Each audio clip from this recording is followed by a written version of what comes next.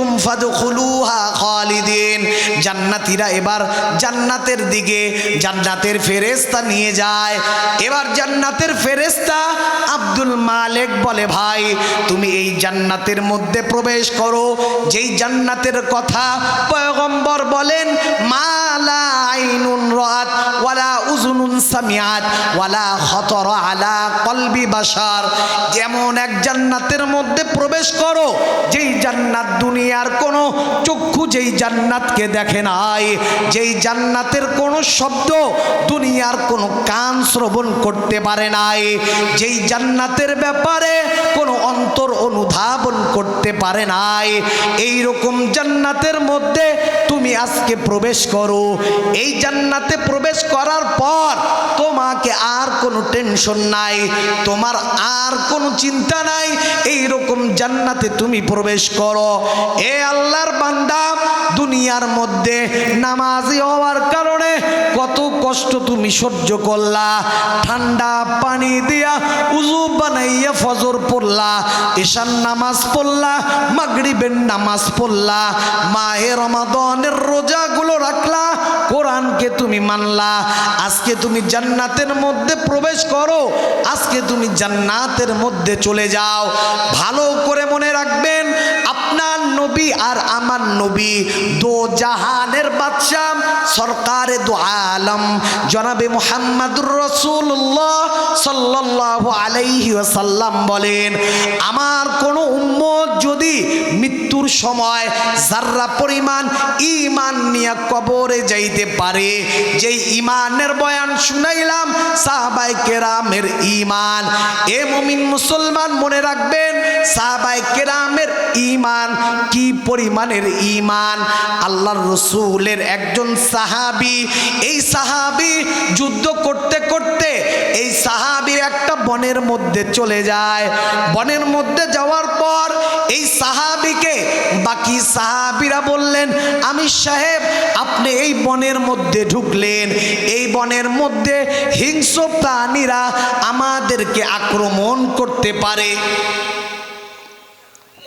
বনে তো অনেক হিংস্র প্রাণী আছে, আক্রমণ করবে, কে ফেলবে, কি করবেন? আল্লাহর নবীর এই সাহাবী এবার জবাব দেয়।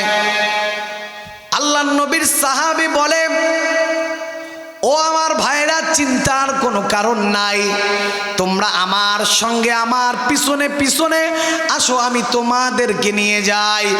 এবার আল্লাহর রসুলের এই সাহাবী পাহাড়ের চূড়ার মধ্যে উঠার পর এই সাহাবী পাহাড়ের চূড়া থেকে ডাক দিয়ে বলে, এ বনের হিংস্র পশু পাখি তোমরা শুনে নাও, আমি আল্লাহর রসুলের সাহাবী বলছি, আজকে রাতটা আমরা এই জঙ্গলের মধ্যে থাকতে চাই।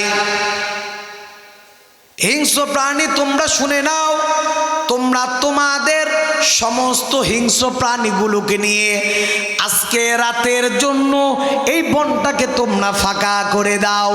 ইতিহাস সাক্ষী দেয়, আল্লাহর রসুল এই কথা বলার সঙ্গে সঙ্গে সমস্ত হিংস্র প্রাণীগুলা তাদের সন্তানদেরকে, তাদের বাচ্চাগুলাকে মুখের মধ্যে কামড় দিয়া ওই স্থান ত্যাগ করে বের হয়ে যায়। সুবহানাল্লাহ, কি পরিমাণের ঈমান সাহাবায়ে কেরামের! চিন্তা করেন, পাহাড়ের চূড়ায় উঠে বলছে, যাও বনটাকে খালি করে দাও, বন খালি করে দিছে। সুবহানাল্লাহ। আল্লাহ রসুলের জন্য বলেন, মৃত্যুর সময় আমার বান্দা বান্দি যদি যার্রা পরিমাণ ঈমান, যার্রা চিনেন, এই যে রোদ উঠলে যেই জায়গায় রোদের আলোটা পড়ে ওখানে দেখা যায় যে কিছু ধূলিকণা ছোট ছোট উড়ে না,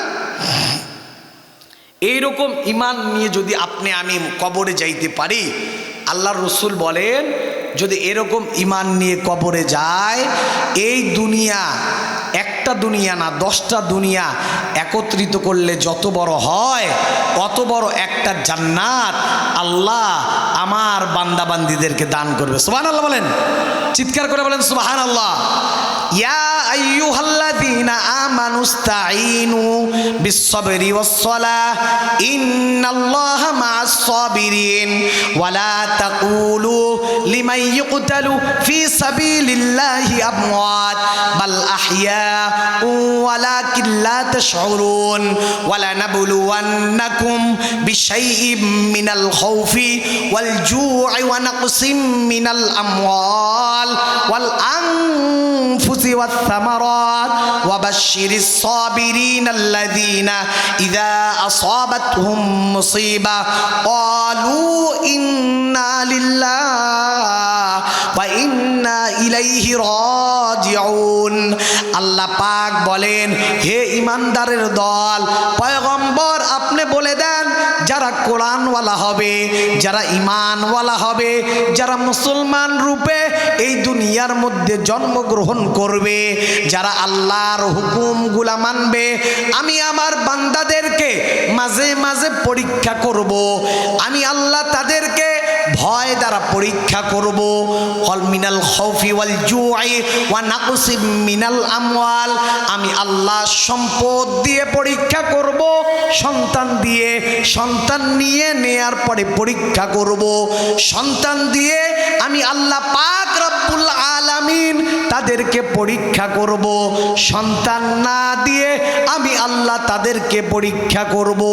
আমার বান্দা বান্দিরা যেন আমি আল্লাহ পাকের উপর ধৈর্য ধারণ করে, নামাজের মাধ্যমে তারা যেন আমি আল্লাহর কাছে, নামাজ এবং ধৈর্যের মাধ্যমে আমি আল্লাহর কাছে সাহায্য চায়, আমি আল্লাহর কাছে তারা যেন কাকুতি মিনতি করে। এজন্য মুমিন মুসলমান যারা দারিদ্র, যাদের টাকা নাই, পয়সা নাই, বাড়ি নাই, ঘর নাই, হতাশ হওয়ার তাদের কোনো কারণ নাই। কারণ আল্লাহ পাক রব্বুল আলামিন মুসা আলাইহিস সালাতু ওয়াস সালামের চাচাতো ভাই কারুন, এই কারুনকে আল্লাহ পয়সা দিলেন, টাকা দিলেন, ধন দিলেন, সম্পদ দিলেন। এই কারুনের সম্পদ দেখে কারুনের বন্ধুগুলা বলে, আমরা আল্লাহকে মানি, নবী আমরা নবীকে মানি, মুসা নবীকে আমরা মানি, আমরা মুসা নবীর কিতাবকেও মানি, মুসা নবীর কথা আমরা শুনি, আমরা আল্লাহর কথা শুনি। আচ্ছা কিসে আল্লাহ আমাদের এই খালি বিপদ, আর কারণটা আপনাকে মানে না, এত টাকা, এত পয়সা, এত ধন দৌলত সব কারণকে দিয়ে আফসোস করে। আমাদের কিছু মানুষ আছে দেখবেন আফসোস করে, আহা নামাজ পড়ি আমি, আমার টাকা পয়সা নাই, আমি কত ভালো, আমার টাকা পয়সা নাই। মনে রাখবেন, অর্থ সম্পদের মধ্যে সুখ নাই। কথা বলেন ঠিক কিনা? এজন্য কোটিপতিদের চাইতে যারা গরিব, অর্থ সম্পদ কম, এরা ধনীদের 500 বছর আগে তারা জান্নাতে যাবে। বলেন সুবহানাল্লাহ। এবার কারুনের বন্ধুরা বলে, আল্লাহ পাক কারুনকে কত সম্পদ দিলেন, টাকা দিলেন, পয়সা দিলেন, ধন সম্পদ দিয়ে আল্লাহ কারুনকে ভরিয়ে দিলেন, আমাদের ধন সম্পদ নাই। এবার আল্লাহর পয়গম্বর কারুনকে বললেন, কারুন তুমি আল্লাহর রাস্তায় সদকা করো, আল্লাহর রাস্তায় যাকাত দাও, আল্লাহর রাস্তায় টাকা পয়সাকে কারুন তুমি খরচ করো।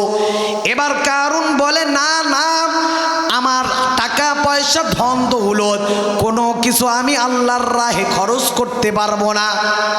মুমিন মুসলমান ভালো করে মনে রাখবেন, দুনিয়ার যত কোটিপতি হোক, ওই কোটিপতির সিন্ধুকের চাবি বহন করার জন্য কোনো উটের প্রয়োজন হয় না, কিন্তু এই কারুনের সম্পদকে বহন করার জন্য 70টা উটের প্রয়োজন হইতো। কয়টা? জোরে বলেন কয়টা? 70টা উটের মাধ্যমে এই কারুনের ধন সম্পদ, ধনভাণ্ডার যে ছিল, এই ধনভাণ্ডারের চাবি বহন করতো। 70টা উট দিয়ে চাবি বহন করতো। চিন্তা করেন কত সম্পদের মাল। এবার কারুন আল্লাহর হুকুম না মানার কারণে কারুনের উপরে আল্লাহ গজব চাপায়া দিলেন। কারুনকে আল্লাহ তার ধন সম্পদ সব কিছু নিয়ে আল্লাহ জমিনের তলদেশে আল্লাহ কারুনকে দাবায়া দিলেন। এবার কারুনের এই পরিণতি দেখার পর কারুনের বন্ধু বান্ধবরা বলে, আল্লাহ ধন সম্পদ না দিয়ে ভালোই করছে, যদি ধন সম্পদ দিতেন আর কারণের মধ্যে যদি নিচে ডাইবা যাইতাম তাইলে আর রক্ষা ছিল না। এবার তারা বলেন, আল্লাহ আপনি বড় মেহেরবান, আপনি বড় রহমান, আপনি আমাদেরকে ধন সম্পদ দেন নাই, ধন সম্পদ না দিয়া আল্লাহ আপনি আমাদেরকে পরীক্ষা করলেন। আল্লাহ বলেন, বান্দা তোমাদেরকে আমি আল্লাহ পাক রব্বুল আলামিন মাঝে মাঝে পরীক্ষা করব, বিপদ দিয়া পরীক্ষা করব, আমি আল্লাহ সন্তান দিয়া পরীক্ষা করব, সন্তান না দিয়া পরীক্ষা করব।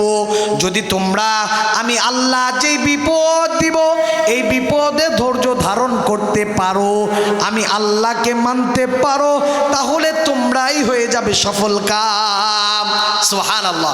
বলছিলাম আল্লাহর রসুল বলেন যে আপনি আর আমি যদি মৃত্যুর সময় ইমানের কি পরিমাণ দাম দেখেন, যদি এই জাররা পরিমাণ ইমান নিয়ে আমরা কবরের মধ্যে যাইতে পারি, সামান্য ইমান নিয়ে কবরে যাইতে পারি, আল্লাহর রসুল বলেন মৃত্যুর সময় সামান্য পরিমাণ ইমান নিয়ে আমার যে উম্মতটা কবরে যাবে এই দুনিয়ার সমান 10 দুনিয়া একত্রিত করলে যত বড় হয় অত বড় একটা জান্নাত আল্লাহ তাকে দান করে দেবে। সুবহানাল্লাহ। এই জান্নাতে যাইতে চান না ইনশাআল্লাহ? এবার জান্নাতীরা জান্নাতে যাওয়ার পর জান্নাতীদেরকে আল্লাহ জান্নাতে দিয়া দিলেন, আর জাহান্নামীদেরকে জাহান্নামের মধ্যে দিলেন। আলহামদুলিল্লাহ, আমাদের প্রধান বক্তা হযরত মাওলানা আব্দুল খালেক শরীয়তপুরী হুজুর আমাদের মাঝে আসতেছে। আমরা সকলে গলা ছেড়ে চিৎকার করে